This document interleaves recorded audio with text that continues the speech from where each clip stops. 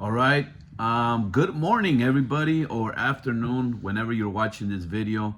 I just wanted to share this. You see the thumbnail. I wanted to be able to share my take on this case. Lately, in our city, is all over the news. But before we get into the story, just real quick, subscribe. Leave a comment down below. See what's your thoughts and on this case. 20 years ago, there was three young men that they shot and killed a police officer in the city of Oceanside, and it was something that shook our community here in North County in San Diego, because prior to that, there was another shooting that happened where they had killed another officer by the name of Tony Z. But this one was kind of particular because what happened was, if you see the news story, it's all over. Somebody got pulled over, two officers got out, and about a block away, there was three young kids kicking it, probably drinking, just talking, just hanging out. And as they pulled over this car, the two officer, they got out, and the kids, they were young. I call them kids because they were young. They were in their teens. The oldest one was 17, and so they decided to get a weapon and shoot from about a block away. And they shot at the officers, and it happened that day, as they were shooting, they were able to shoot the officer. His name was Dan Bassett, I believe, and the bullet hit just next to his bulletproof vest. It just happened. They got him in the place where it was able to miss the vest, and it killed the officer. And the sad part about it, one, was this.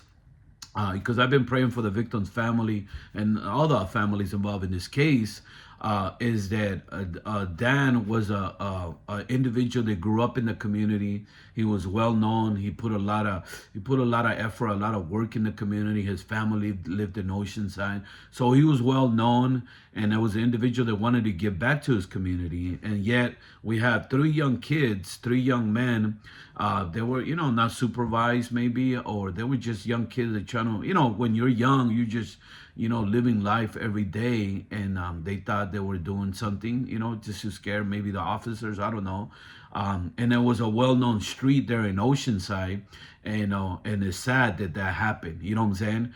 And there was so one confessed to the shooting, and he was the trigger guy. His name was Mekki, and he's the one that's going to court right now.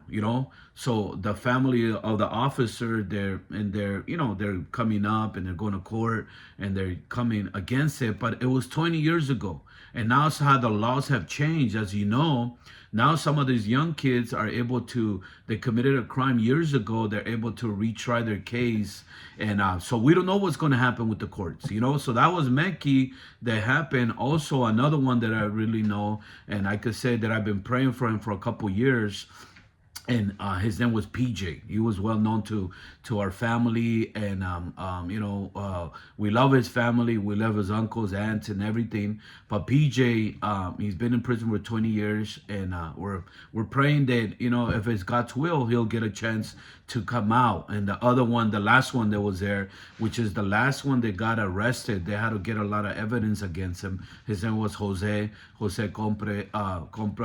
But so we don't know. If Mekki gets a chance, then that probably means that PJ and Jose might get a chance. So, but that's just the laws change every so often. It's just sad that an officer lost his life, and it's sad that three young kids that were involved in this, that today they've been in prison. And I hope they change. I hope they put a lot of thought into what took place, and I know they did. I believe they did. And you never know, they might get a second chance to come out to society. But there's hope for everybody, right? But we don't know. It's God's will, and see what happens. So all I can tell you, me as an individual, I'm praying for the officer's family, and I'm praying for the boy's family, you know, because you know, in the article or in the interview, one of the officers said that there was 3 gang members hanging out and drinking. I wouldn't say they were gang members. You know, me knowing the community and everything, they were just young kids that maybe lived in the gang community, you know, and so you can, you know, I don't know, like sometimes some people try to paint others as something else, and sometimes it's young kids that make dumb decisions, you know, and we all being young, we all made dumb decisions and we had to pay for it. But all I can say is this: let's continue to pray for the families. Let's pray for you know, whatever happens, you know, and I'm praying to see what happens. So we'll see what happened in court this week.